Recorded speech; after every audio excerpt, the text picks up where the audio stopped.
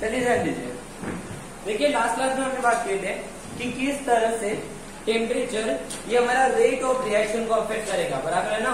और किस तरह से अफेक्ट करता है ये हमें किसने बताया था? अरेनियस ने बताया था। किस तरह से बताया था? किसने बताया था? अरेनियस ने। और उस चीज से रिगार्डिंग हम लोगों ने ग्राफिकल रिप्रेजेंटेशन भी देखे, एक इक्वेशन भी देखे।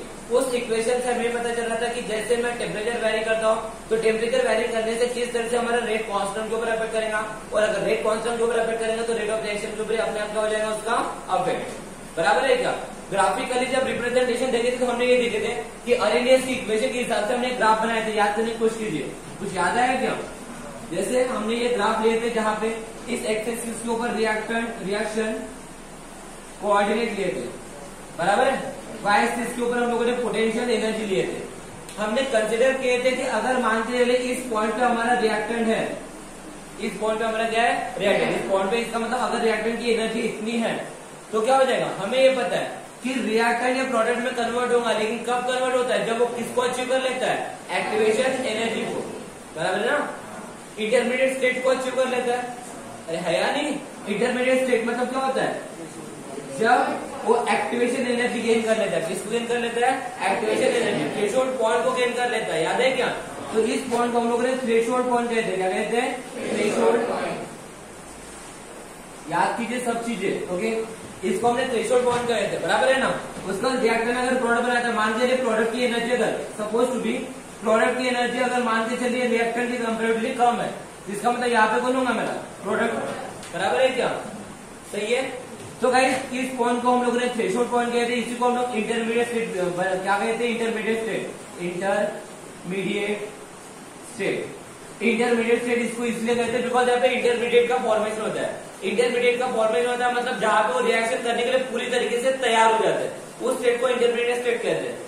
क्योंकि इंटरमीडिएट स्टेट का मतलब मैंने आपको बताया था, इंटरमीडिएट स्टेट का मतलब क्या होता है? जब रिएक्टेंट एक दूसरे से दूर चले जाते हैं, उनके बॉन्ड वीक हो जाता है, और उसी कंडीशन में, उसी फ्रैक्शन ऑफ सेकंड में जब वो एक दूसरे से दूर होंगे, उसी कंडीशन में दूसरा बंदा अटैक कर सकता है। उसी को हमने इंटरमीडिएट स्टेट कहते हैं, याद है ना? अरे हवा नहीं। तो यहाँ पे हमारे रिएक्शन करने के लिए रिएक्टेंट तैयार हो चुके हैं, बराबर है ना। लेकिन यहाँ तक पहुंचने के लिए उसको क्या अचीव करना पड़ता है? Activation energy. अब एक्टिवेशन एनर्जी कहाँ से कहाँ तक होती है? रिएक्टेंट के एनर्जी से लेके हमारा जो पीक पॉइंट होता है, थ्रेशोल्ड पॉइंट होता है, वहां तक की जो एनर्जी होती है उसको हम लोग क्या कहते हैं? Activation energy. क्या कहते हैं? Activation energy. अब ये रिएक्टेंट की एनर्जी, इसका मतलब क्या हो गया मेरा? ई आर हो गया। इसको डेल्टा ई आर भी बोल सकते हैं। ये प्रोडक्ट की एनर्जी होगी, इसको हम लोग डेल्टा ई पी भी बोल सकते हैं, बराबर है ना। और इन दोनों के बीच में जो एनर्जी क्या होगा, इसको हम लोग क्या कहेंगे? एनर्जी क्या करेंगे? एनर्जी क्या, जिसको चेंज इन एनर्जी भी कहते हैं, जिसको हम लोग डेल्टा ई से रिप्रेजेंट करते हैं। और यहाँ पे डेल्टा ई का मतलब क्या होता है? Change in energy of product minus change in energy of reactant होता है क्या? इतना हमने ग्राफ में देखे थे। एक चीज मैं आप लोगों को बताना भूल गया था, उसको आज मैं बता देता हूँ। जैसे रिएक्टेंट की एनर्जी और हमारा जो थ्रेशोल्ड पॉइंट होता है वहां तक की जो एनर्जी होती है उसको हम एक्टिवेशन एनर्जी कहते हैं। साथ ही साथ में इस पीक पॉइंट से, थ्रेशोल्ड पॉइंट से ग्राउंड तक की जितनी एनर्जी होगी, ग्राउंड तक के मतलब जीरो एनर्जी तक से, जीरो एनर्जी, यहाँ पे एनर्जी जीरो है ना। अरे हवा नहीं। तो यहाँ से लेके थ्रेशोल्ड पॉइंट तक की जो एनर्जी होती है इसको हम लोग थ्रेशोल्ड एनर्जी कहते हैं। क्या कहते हैं? इसको याद रखिएगा। थ्रेशोल्ड एनर्जी किसे कहते हैं? किसे कहते हैं threshold energy? From zero to threshold point. Zero to threshold point जो एनर्जी होती है इसको हम लोग कौन सी एनर्जी कहते हैं? थ्रेशोल्ड एनर्जी कहते हैं। Is that clear? ये ग्राफ हमने किसके लिए थे? जब रिएक्टेंट की एनर्जी ज्यादा थी और प्रोडक्ट की एनर्जी क्या थी? कम थी। यही अगर मैं ग्राफ ऐसा बनाऊं तो थोड़ा सा, क्यों ये पॉसिबल है कि नहीं है कि हमारी रिएक्टेंट की energy as compare to product energy कम होगी? इज इट पॉसिबल और नॉट? अरे है ना। तो मान के चलिए यहाँ पे अगर मेरा रिएक्टेंट है, रिएक्टेंट ने क्या किया? एक्टिवेशन एनर्जी गेन कर लिया और यहाँ पे जाके हमारा प्रोडक्ट बनाया। क्या बनाया? प्रोडक्ट। ओके, ग्राफ कैसे भी बना सकते हो, कोई फर्क नहीं पड़ेगा। हमारे लिए मैटर करता है ये एनर्जी। क्या मैटर करता है? एनर्जी। तो हमें पता है ये रिएक्टेंट की एनर्जी से लेके इस पीक पॉइंट तक की जो एनर्जी होगी इसको क्या बोलेंगे? Activation energy. ये कौन सा पॉइंट है? Threshold point. ओके,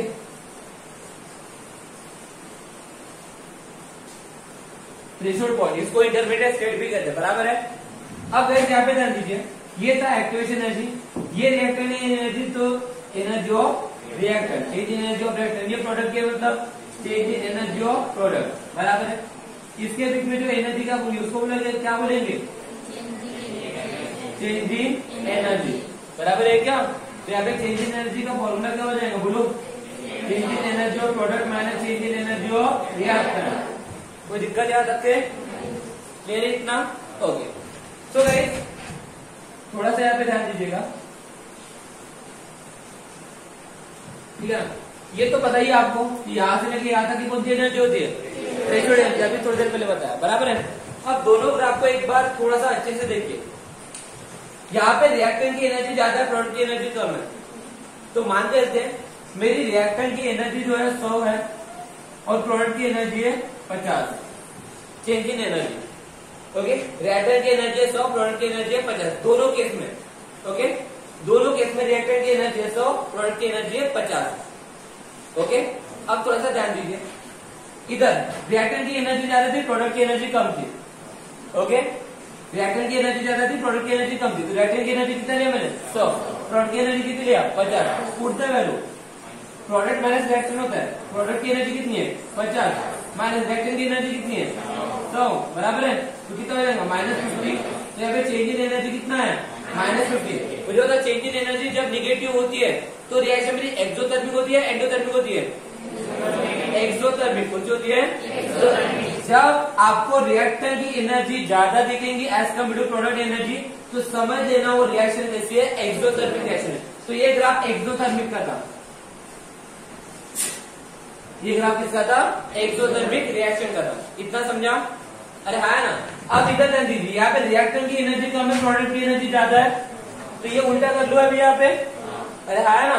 इस बार मान के प्रोडक्ट की एनर्जी 100 है और रिएक्टेंट की एनर्जी कितनी है 50, as per graph, okay, as per graph put the value, product की एनर्जी पहले है, कितनी है प्रोडक्ट की एनर्जी 100 माइनस रिएक्टेंट की एनर्जी कितनी है 50, तो कितनी वैल्यू आएंगी +50।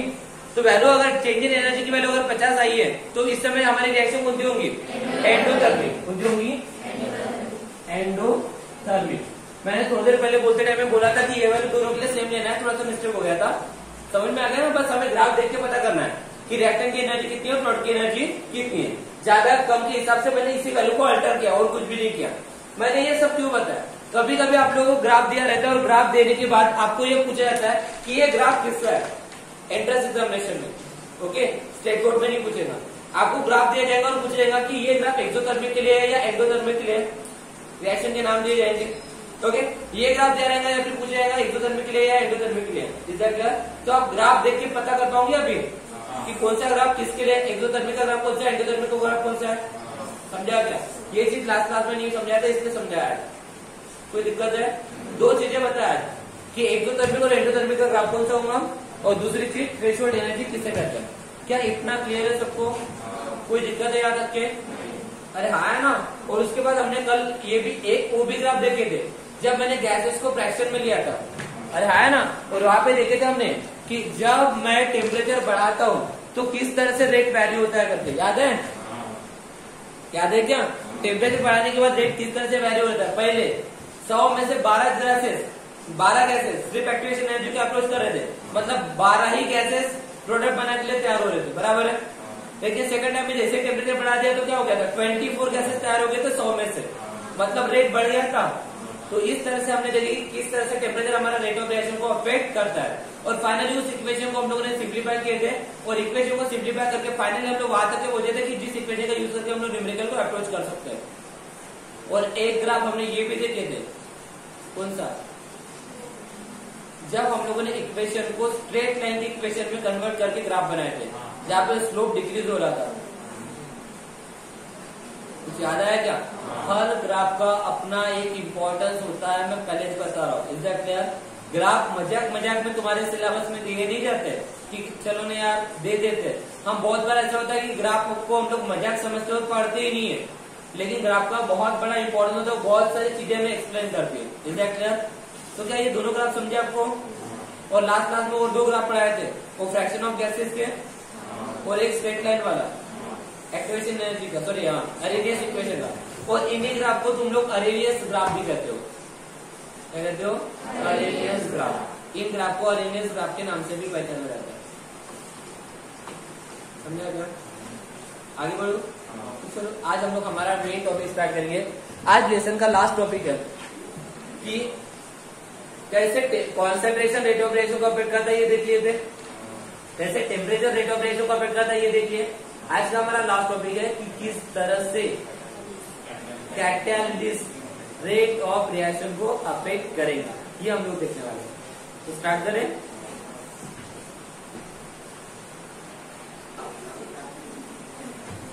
चलो ध्यान दो। तो अब हम लोग लेसन का लास्ट टॉपिक स्टार्ट करने जा रहे हैं। टॉपिक है कि किस तरह से कैटालिस्ट हमारा रेट ऑफ रिएक्शन को अफेक्ट करता है। ओके,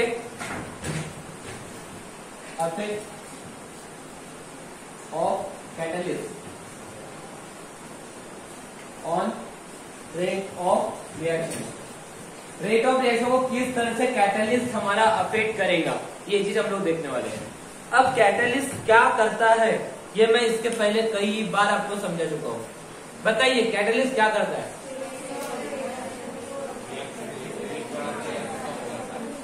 बोलो ना, आपको याद होगा रिएक्शन तीन तरीके के होते हैं। एक रिएक्शन जो बहुत ज्यादा फास्ट होती है, एक रिएक्शन जो बहुत ज्यादा स्लो होती है, और एक रिएक्शन जो मॉडरेट कंडीशन में ऑपरेट होती है। जो रिएक्शन मॉडरेट कंडीशन में ऑपरेट होती है उसको जज करने के लिए, उसको प्रैक्टिकली वैल्यू कैलकुलेट करने के लिए हमें दिक्कत नहीं आती है। लेकिन ऐसी रिएक्शन जो रिएक्शन बहुत ज्यादा फास्ट होती है या फिर ऐसी रिएक्शन जो बहुत ज्यादा स्लो होती है, उन रिएक्शन का अगर मुझे रेट निकालना होगा या फिर उन रिएक्शन को स्टडी करना होगा तो हम लोग नॉर्मली उसकी स्टडी कर सकते हैं क्या? नहीं। फिर इस हिसाब से हमें उन रिएक्शन के रेट को वेरी करना पड़ता है। रेट को क्या करना पड़ता है? वेरी। क्यों रेट को वेरी करना पड़ता है, समझ में आया? क्योंकि मान लीजिए अगर रिएक्शन बहुत ज्यादा फास्ट हो रही है, बहुत ज्यादा मतलब एक छोटा सा एग्जाम्पल, जैसे पानी में हम लोग सल्फ्यूरिक एसिड ऐड करेंगे, क्या जो ब्लास्ट वहां पे होगा, जो हीट एनर्जी वहां पे रिलीज होंगी, वो एनर्जी रिलीज होने के लिए जो ब्लास्ट वहां पे होगा उसको ब्लास्ट होने के लिए क्या आपको उसको पूछना पड़ेगा हो रहा है कि नहीं हो रहा करके? इतना समय भी नहीं मिलेगा। क्या आपको इतना समय मिलेगा कि उस रूम के बाहर निकल पाओगे तुम लोग? इतना भी समय नहीं मिलेगा। तुम्हारे पास इतना भी समय नहीं होगा कि तुम्हारे हाथ में अगर टाइम मशीन होगी तो टाइम मशीन की बटन दबाते बराबर तुम लोग वहां से गायब हो जाओगे। इतना भी समय नहीं होगा अगर तुम उस वाटर में क्या ऐड करोगे? Sulphuric acid. समझ में आया ना? इतना भी समय नहीं मिलेगा, मतलब इतनी फास्ट रिएक्शन होगी। बराबर है? फिर भले ही तुम लोग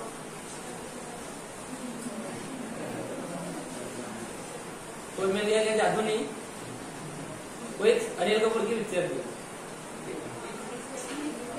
हाँ, mister India. Mister India, mister India के समान गायब होने के लिए भी तुम्हें समय नहीं मिलेगा। बराबर है? तो गाइस ऐसी रिएक्शन की अगर मुझे स्टडी करना है तो मुझे उसके रेट को क्या करना पड़ेगा? वेरी करना पड़ेगा। अब रेट को वेरी करना पड़ेगा मतलब उस रिएक्शन की स्पीड को कम करना पड़ेगा। रिएक्शन की स्पीड को कम करना पड़ेगा, रेट ऑफ रिएक्शन को कम करना पड़ेगा। बराबर है? अरे हो या नहीं? फिर वो करोजन वाला एग्जाम्पल सबको याद है।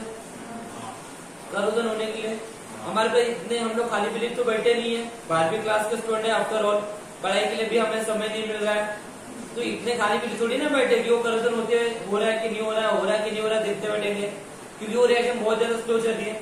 फिर उस रिएक्शन की स्टडी अगर मुझे करना है तो मुझे क्या करना पड़ेगा? रिएक्शन के रेट को फास्ट करना पड़ेगा। समझा? तो यहाँ से एक हिंट मिल जाती है कि कैटालिस्ट क्या करता है? रेट ऑफ रिएक्शन को अल्टर करता है। अरे हवा नहीं, क्या करता है? कैटालिस्ट क्या करता है? बोलो ना, catalyst alter the rate of reaction. Rate of reaction क्या करता है? अल्टर करता है। आइदर एक तो इसको इंक्रीज करेगा, आइदर इट इज इसको डिक्रीज करेगा एज पर द रिक्वायरमेंट। अगर मुझे जरूरत होगी रेट को बढ़ाने की तो मैं रेट को बढ़ाऊंगा, अगर मुझे जरूरत होगी रेट को घटाने की तो मैं रेट को घटाऊंगा। अरे आया ना? इतना समझा क्या?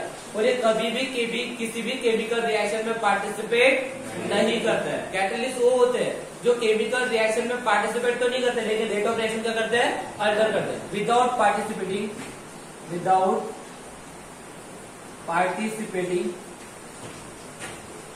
इन केमिकल रिएक्शन।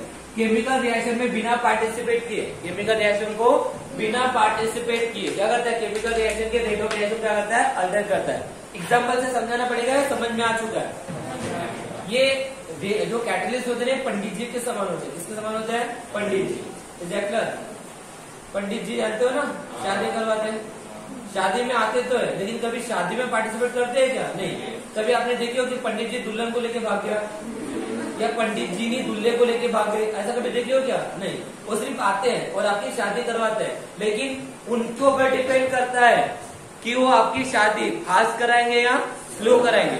जैसे मान के चलिए तुम्हारे कास्ट में अगर शादियां बहुत स्लो होती है, शादी को करने के लिए 5-6 घंटे अगर लगते हैं, लेकिन तुम लोग इतने घंटे बैठना ही नहीं चाहते, तो तुम लोग क्या करोगे? जेब में हाथ डालोगे। अब सर बोलोगे जेब में हाथ क्यों डालना है? कड़क कड़क निकालोगे और पंडित जी को इधर अकेले में चिपका दोगे। पंडित जी चाहे कुछ भी हो जाए 5 मिनट से ज्यादा लगना नहीं चाहिए। अब पंडित जी वैसे भी होते लालची, पैसा देखे नहीं कि नजर घट गई, मतलब पैसा देखते बराबर उन्होंने क्या किए, जो शादी 6-7 घंटे में होने वाली थी उसको कितने मिनट में कर दिया उन्होंने? 5 मिनट में कर दिया। मतलब पूरा खेल किसका था? पंडित जी का। पंडित जी का नहीं, पंडित जी का। सेम कभी कभी किसी की कास्ट में शादियां बहुत जल्दी हो जाती है, 5 मिनट में लग जाती है। जैसे मेरी कास्ट में हार्डली 8 शादी सिर्फ 5 मिनट में लग जाती है। कितने मिनट में? हार्डली 5 मिनट लगती है, उससे ज्यादा टाइम नहीं लगता है, ठीक है। लेकिन इन केस कभी कभी क्या हो जाता है कि पंडित जी भी गुस्सा करते हैं। कब? शादी थी 10 बजे की और दूल्हा आया रात, मतलब दोपहर के 4:30 बजे। मेरे कास्ट में ऐसा ही होता है, शादी कभी राइट टाइम पे नहीं होती है, क्योंकि दूल्हा यही सोचता है कि चाहे कुछ भी हो जाए, मेरी जिंदगी का इतना इम्पोर्टेंट दिन, मैं इतना इम्पोर्टेंट दिन, मतलब इसके बाद मेरी आजादी खत्म होने वाली है, तो मैं अपनी जितनी भी आजादी हो शादी के पहले जी लेता हूँ। ऐसा हमारे कास्ट के लोग सोचते हैं। शादी के बाद तो पैक हो गया ना इंसान, ठीक है। मैं भी यही सोचा था जब मेरी शादी हुई थी ना, तब मैं भी यही सोचा था, ठीक है।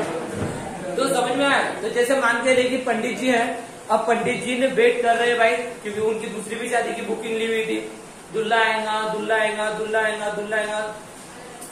अब उसको वेट कर करके इतना परेशान हो गया कि वो खवल गया पूरा। अब समझ में आ रहा है ना? अब हुआ यूं कि मैं 4:30 बजे पहुंचा था शादी के मंडप में, पंडित जी मेरी तरफ देख रहे हैं। अब पंडित जी ने पूरा डिसाइड कर लिया, उधर का तो लॉस कर लिया है, अब मैं इस बुल्ले की बजाऊंगा बैंड, क्योंकि ये बहुत सोच रहा था 5 मिनट में हो जाएगा, अब मैं इसको बजाऊंगा 1.5 घंटा। तो जो शादी 5 मिनट में होनी थी वो शादी उसने कितना टाइम में करा दिया? 1.5-2 घंटे लगा दिया। क्यों? ये सब किसके ऊपर डिपेंड कर रहा है? शादी जल्दी कराना, शादी फास्ट कराना, जल्दी और फास्ट एक ही होता है, लेट कराना किसके ऊपर डिपेंड करता है? समझ के आ गया ना? अरे हवा नहीं, उसी के समान केमिकल रिएक्शन की स्पीड को बढ़ाना या कम करना किसको ऊपर डिपेंड करता है? कैटलिस्ट को ऊपर डिपेंड करता है। क्या इतना समझा? तो कैटलिस्ट इज जस्ट लाइक आगे बढ़ सकते हैं? तो चलो, तो गाइस अगर मैं बोल रहा हूँ कि कैटलिस्ट क्या कर रहा है, कैटलिस्ट आपकी रिएक्शन की स्पीड को बढ़ा रहा है, या कैटलिस्ट आपकी रिएक्शन की स्पीड को घटा रहा है, पर एक्चुअली क्या कर रहा है? एक्चुअली वो क्या कर रहा है? इस चीज को समझाने के लिए मैं ग्राफ यूज करूंगा। क्या यूज करूंगा? ग्राफ आप अच्छे से समझोगे तो आपको क्या होता है ये भी समझ जाएगा। एग्जैक्टली मैं बोला कि जरूरत पड़ने पे मैं रिएक्शन की स्पीड बढ़ा देता हूँ, मैं बोल रहा हूँ जरूरत पड़ने पे मैं रिएक्शन की स्पीड घटा देता हूँ। एक्चुअली मैं क्या कर रहा हूँ उस चीज को समझने की हम लोग कोशिश करेंगे कि एक्चुअली कैटलिस्ट का काम क्या होता है। तो एक्चुअली कैटलिस्ट का काम क्या होता है इस चीज को हम लोग ग्राफिकली समझने की कोशिश करेंगे, ठीक है ना। तो एक ग्राफ बनाते हैं, फिर से वही ग्राफ जो अभी हम लोगों ने बनाए थे थोड़ी देर पहले, याद है? एक्स एक्सिस के ऊपर reaction coordinate, okay, Y axis के ऊपर तो मैं पोटेंशियल एनर्जी लेता हूं। ओके, ध्यान है सबका? मान के चलिए इस पोजीशन पे तुम्हारा रिएक्टेंट है, ओके, क्लियर इतना? अब रिएक्टेंट ने क्या किया? रिएक्टेंट ने अपनी एनर्जी बढ़ाया और एनर्जी बढ़ा के एक पॉइंट ऐसा आ जाएगा जो एक्टिवेशन एनर्जी को अप्रोच कर लेगा, ओके, और उसके बाद प्रोडक्ट अपने आप बनाएगा। अरे है नहीं? तो चलो ये रिएक्टेंट गया और फाइनली यहाँ पे आके प्रोडक्ट बना दिया। ओके, क्या बना दिया? प्रोडक्ट। सब लोग चीजें समझने की कोशिश करेंगे, बहुत इंपॉर्टेंट चीज है। ओके, ये मेरी रिएक्टेंट की एनर्जी हो गई।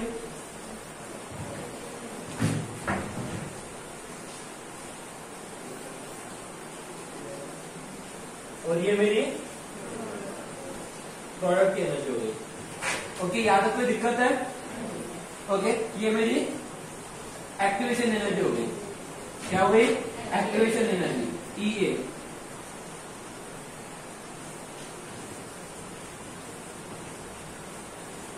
ठीक है, ये मेरा थ्रेशोल्ड पॉइंट हो गया।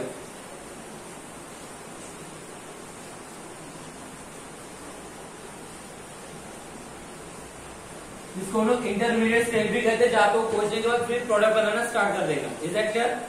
क्या तो कोई दिक्कत है क्या? ये हमारा डेल्टा ER, ये हमारा डेल्टा EP, ये हमारा चेंज इन एनर्जी। ये इतना। लेकिन गाइस अब ये जो रिएक्शन हुई है, प्लीज ध्यान दीजिए, ये रिएक्शन जो हुई है, मतलब रिएक्टेंट से जो मेरा प्रोडक्ट बना है, ये विदाउट कैटलिस्ट है। क्या guys? Without catalyst. Without catalyst मतलब समझा ना? मतलब जब मैंने कैटलिस्ट ऐड नहीं किया था तब ये रिएक्शन हुई थी। तब रिएक्टेंट से प्रोडक्ट बनाने के लिए उसको क्या करना पड़ा? यहां तक के पहुंचना पड़ा, एक्टिवेशन एनर्जी तक के। जब मेरा रिएक्टेंट यहाँ पे पहुंचेगा तभी वो मेरा प्रोडक्ट बना सकता है। ओके, तो देखिए रिएक्टेंट से यहाँ तक के आना था, रिएक्टेंट से इसको एनर्जी कितनी अचीव करना था? इतनी एनर्जी अचीव करना था, तभी वो प्रोडक्ट बना सकता है। एग्जैक्ट। तो ये जो एक्टिवेशन एनर्जी है, ये क्या है? विदाउट कैटलिस्ट है। क्या है? Without catalyst. अब आगे में बढ़ने से पहले मैं एक चीज और समझाना चाहूंगा।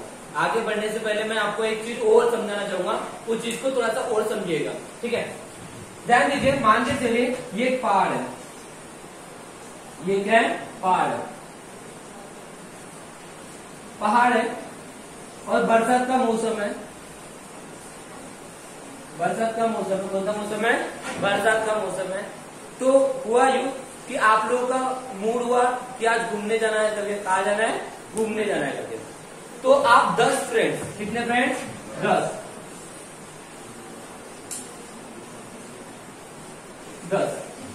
10 फ्रेंड्स। आप लोग क्या हो गए? आपने सोचे कि हम लोग एक पहाड़ी के ऊपर घूमने जाएंगे। पहाड़ी है ना? पहाड़ी घूमने जाएंगे। 10 फ्रेंड ने ये सोचे। पूरे के पूरे लड़के थे, लड़कियां ऐसे काम नहीं करती। ये पूरे 10 लड़के थे। पूरे क्या थे? 10 लड़के। 10 लड़कों ने डिसाइड किए कि आज हमें कोई भी हालत में इस पहाड़ी को चढ़ने जाना है। लेकिन क्यों जाना है उसकी खास वजह थी। क्यों जाना है उसकी खास वजह थी। और खास वजह क्या थी? इस पहाड़ी के इस साइड में एक बहुत ही ब्यूटीफुल सा गार्डन था। बहुत ही ब्यूटीफुल सा क्या था? गार्डन था। अब गार्डन था और ये बहुत ही ब्यूटीफुल से गार्डन में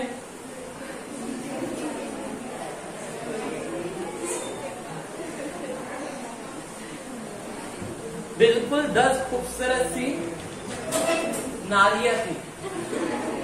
ठीक है, इतना समझा? और ये जो 10 दोस्त थे, ये बहुत ही अच्छे जिगरी दोस्त थे। बहुत ही अच्छे कैसे थे? जिगरी दोस्त। जिगरी दोस्त का मतलब समझ में आता है? अरे हाँ है ना?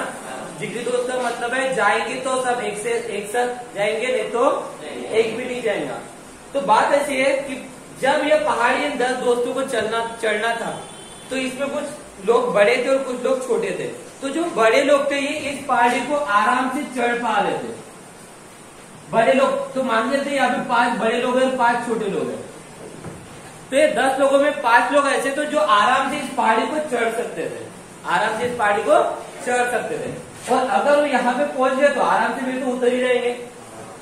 अरे हवा नहीं? अरे हवा नहीं? तकलीफ जाती है चढ़ने में, ना कि उतरने में। बहुत इंपॉर्टेंट चीज, इसको अच्छे समझिए, ग्राफ आराम से समझ जाएगा। क्योंकि ग्राफ अभी तक हुआ नहीं है। Is that clear? इधर ध्यान दीजिए, बस ये चीज समझना अच्छे से। ओके, 10 लोगों में सिर्फ 5 लोग आराम से चढ़ सकते थे। कितने लोग आराम से चढ़ सकते थे? 5 से ज्यादा लोग चढ़ नहीं सकते थे। ओके, तो फिर अब क्या करेंगे? क्या ये 5 ही लोग यहाँ पे चढ़ के उतर जाएंगे? अरे बोलो ना, क्यों नहीं? क्योंकि मैंने एक कंडीशन पहले मेंशन किया था कि 10 के 10 फ्रेंड कैसे थे? जिगरी का मतलब जाएंगे तो सब साथ, नहीं तो एक भी नहीं जाएगा। तो फिर क्या करेंगे? ये प्लान कैंसिल करेंगे? अरे बोलो ना, क्या ये प्लान कैंसिल करेंगे क्या? फिर इनके पास ऑप्शन क्या है? इनके पास ऑप्शन है कि जो 5 लोग ऊपर चढ़ सकते हैं वो ऊपर चढ़ेंगे। ओके, और चढ़ने के बाद क्या करेंगे, पहाड़ी को फोड़ना चालू करेंगे। पहाड़ी को क्या करेंगे, फोड़ना चालू करेंगे। क्यों फोड़ना चालू करेंगे, क्योंकि उनको पता है मैं ये 5 लोगों को लेके तो नहीं चल सकता, लेकिन अगर मैंने इस पहाड़ी की हाइट ही कम कर दिया, इस पहाड़ी की हाइट ही कम कर दिया तो क्या हो जाएगा, बोलो जल्दी से।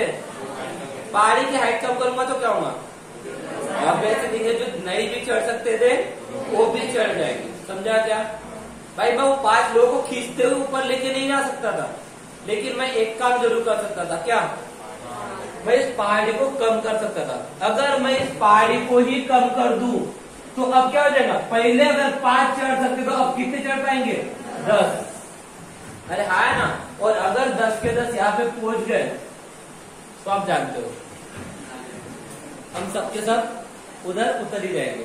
फिर उसके बाद की कहानी आपको पता है क्या होगा, फिर गाना गाया जाएगा। गाना कौन सा, तू 16 बरस की मैं 17 बरस की, ठीक है। तो इस ग्राफ से क्या समझा, अब ऑब्वियसली ये 5 लोग इस पहाड़ी को फोड़ने के लिए आप किसका यूज करेंगे ये मत पूछना, मैं तो सत्यानाश हो जाएगा, ठीक है ना। इस ग्राफ को अगर ये पहाड़ी वाला कंसेप्ट समझा तो यहाँ पे पहुंच जाओ, आपको समझ जाएगा क्या हो सकता है।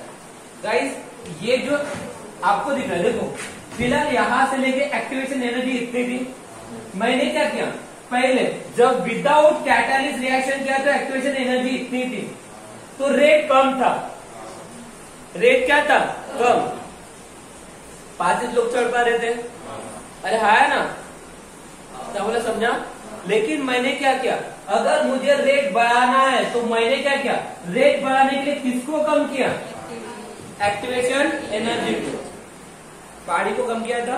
तो पहाड़ी की हाइट समझ लीजिए आपकी एक्टिवेशन एनर्जी है, इज दैट क्लियर। और नंबर ऑफ पीपल आपके रेट ऑफ रिएक्शन बता रहे हैं। मैं क्या बोला, समझ में आ रहा है क्या। तो क्या करना पड़ेगा मुझे बताओ, 10 के 10 लोग जाने के लिए मुझे क्या करना पड़ेगा, मुझे पहाड़ी को कम करना पड़ेगा। अरे हवा नहीं, मेरा रेट ऑफ रिएक्शन बढ़ाने के लिए मुझे क्या करना पड़ेगा, पहाड़ी को कम करना पड़ेगा। पहाड़ी को कम करना पड़ेगा मतलब एक्चुअली क्या करना पड़ेगा, बोलो ना, एक्चुअली क्या करना पड़ेगा, एक्टिवेशन एनर्जी को कम करना पड़ेगा। तो गाइस इसी से हमें एक कंसेप्ट मिलता है। गाइस कैटालिस्ट का काम क्या होता है, कैटालिस्ट का काम होता है रेट ऑफ रिएक्शन को अल्टर करना। कैटालिस्ट का काम क्या होता है, रेट ऑफ रिएक्शन को अल्टर करना, पर एक्चुअली रेट ऑफ रिएक्शन को अल्टर नहीं करता है, एक्चुअली वो वहां पे एक्टिवेशन एनर्जी को अल्टर करता है। किसको अल्टर करता है, एक्टिवेशन एनर्जी। जैसे मैंने यहाँ पे अगर एक्टिवेशन एनर्जी कम कर दिया, एक्टिवेशन एनर्जी कम कर दिया तो रेट ऑफ रिएक्शन बढ़ जाएगा। अरे है ना, लेकिन ये कब पॉसिबल है, जब मैं क्या ऐड करूंगा वहां पे, कैटालिस्ट। तो अब मान के चलिए यहाँ पे गांधी जी इस ग्राफ में ये जो एक्टिवेशन एनर्जी थी ये क्या थी, विदाउट कैटालिस्ट। अब मैंने क्या किया, इस केमिकल रिएक्शन में मैंने कैटालिस्ट ऐड किया।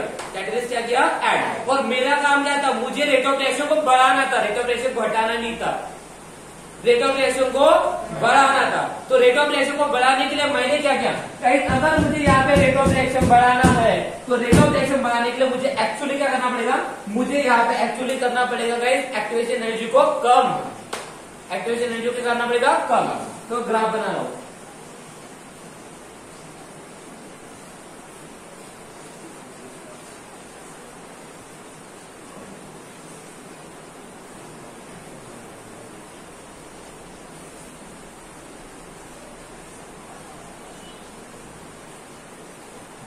देखो इस बार अब मैंने क्या किया, एक्टिवेशन एनर्जी को कम कर दिया। अरे है ना, तो मुझे बता एक्टिवेशन एनर्जी कम करने से क्या हो जाएगा, यहाँ पे रेट ऑफ रिएक्शन बढ़ेगा या घटेगा, बढ़ेगा। समझा क्या, कैटालिस्ट का काम समझा था गाइस। मैंने यहाँ पे लिखा कैटालिस्ट का काम क्या होता है, ये अल्टर करता है किसको, रेट ऑफ रिएक्शन को, पर एक्चुअली वो रेट ऑफ रिएक्शन को अल्टर नहीं करता है, एक्चुअली किसको अल्टर करता है, एक्टिवेशन एनर्जी को अल्टर करता है। समझा क्या, एक्टिवेशन एनर्जी को एक तो मैं कम करूंगा या फिर ज्यादा करूंगा। तो यहाँ पे मैंने एक्टिवेशन एनर्जी को कम किया तो ये मेरी एक्टिवेशन एनर्जी है क्या, तो इसका मतलब इसको मैं EA डैश से रिप्रेजेंट करता हूँ, क्योंकि ये EA था, इसको मैं EA डैश से रिप्रेजेंट किया। अरे है ना, ये भी एक्टिवेशन एनर्जी है, एक्टिवेशन एनर्जी, लेकिन ये कब की है, बोलो ना, विद कैटालिस्ट, विद कैटालिस्ट। इतना समझा। अरे है ना, तो मुझे बताओ यहाँ पे जब मेरी EA देखिए, जब मेरी EA की वैल्यू ये ग्रेटर देन EA डैश थी, जब मेरी एक्टिवेशन एनर्जी विदाउट कैटेलिस्ट है greater than activation energy with catalyst है, तो क्या होता है? रेट ऑफ रिएक्शन बढ़ता है या रेट ऑफ रिएक्शन घटता है? रेट ऑफ रिएक्शन बढ़ता है, रेट ऑफ रिएक्शन घटता है? बोलो, ये बहुत इंपॉर्टेंट है। रेट ऑफ रिएक्शन बढ़ेगा या घटेगा? तो rate of reaction is increases. Rate of reaction क्या होगा? इंक्रीज होगा। समझा क्या? अरे समझा क्या ये कंसेप्ट? ये ग्राफ क्या बताना चाहते हैं? समझा क्या हमें? क्लियर है सबको? तो गाइस इससे मैं स्टेटमेंट बना सकता हूँ। स्टेटमेंट क्या बना सकता हूँ? Catalyst alter rate of reaction, it means that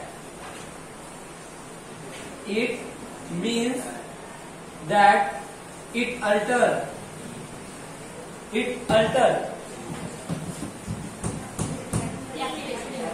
activation energy.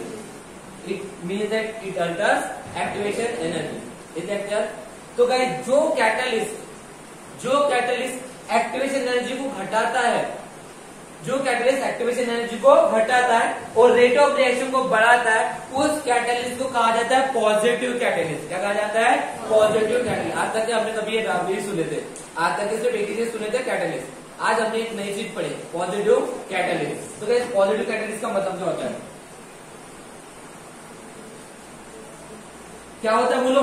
Positive catalyst क्या होता है? Which the catalyst, okay, the catalyst which activation energy कम हुई और रेट ऑफ रिएक्शन बढ़ा। The catalyst which decreases activation energy and increases rate of reaction called as बोलो ना positive catalyst.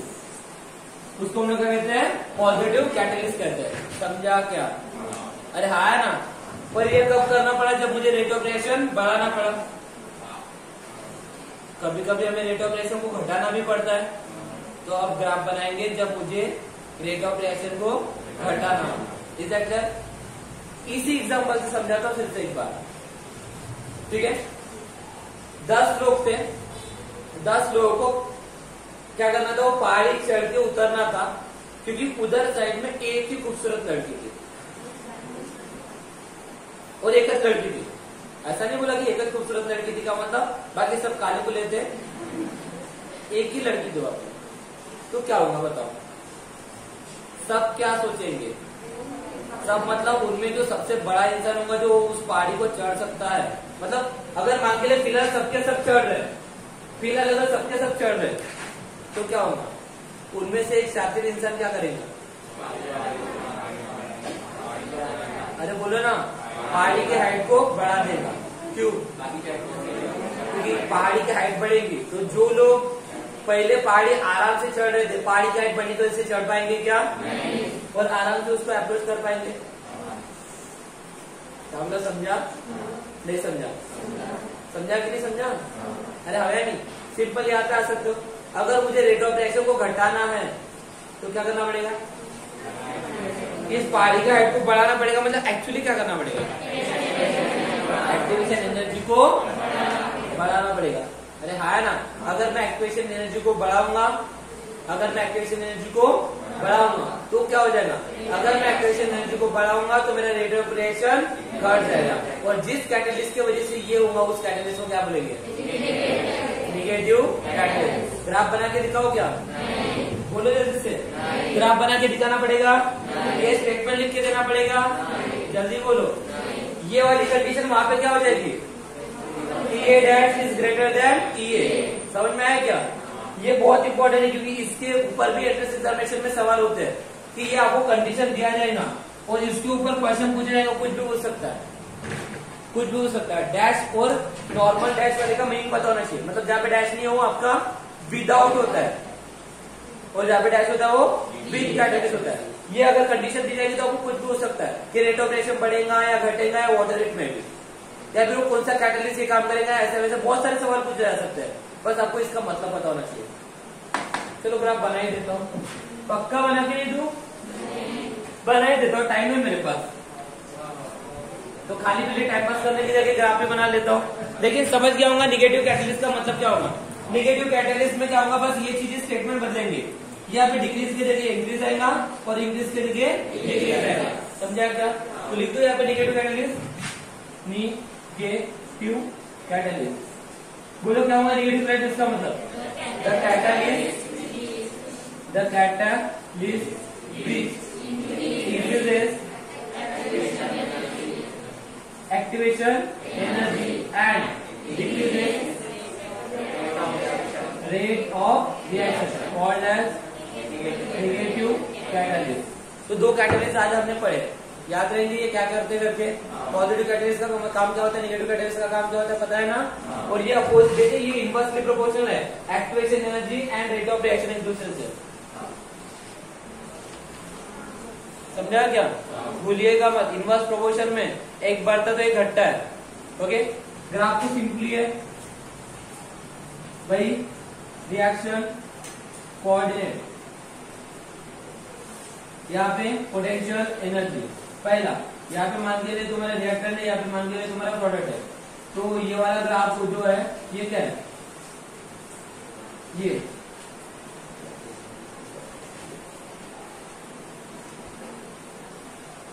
बोलो, ये जो है एक्टिवेशन एनर्जी, ये एक्टिवेशन एनर्जी ये क्या है, लेकिन ये विदाउट कैटलिस्ट। ओके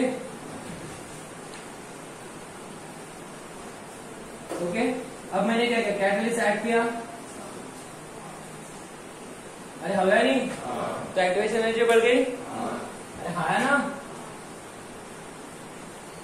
क्लियर है। तो ये क्या होगा तुम्हारा, ये डैश, ये विथ कैटलिस्ट। समझा? तो यहाँ पे क्या हुआ, E dash is greater than E। Negative catalyst की केस में ये चीज होगी। समझा क्या? बोलो, इस टॉपिक में कोई दिक्कत है कि कैटलिस्ट रेट ऑफ रिएक्शन को अल्टर करता है, एक्चुअली किसको अल्टर करता है, एक्टिवेशन एनर्जी को अल्टर करता है। समझा क्या? और किस तरह से काम होता है ये सब हम लोगों ने ग्राफिकली समझने की कोशिश की। आई होप समझाऊंगा। ले लेना, this is all about chemical kinetics theory. Okay, अब हम लोग यहाँ से स्टार्ट करेंगे न्यूमेरिकल पोर्शन। Thank you.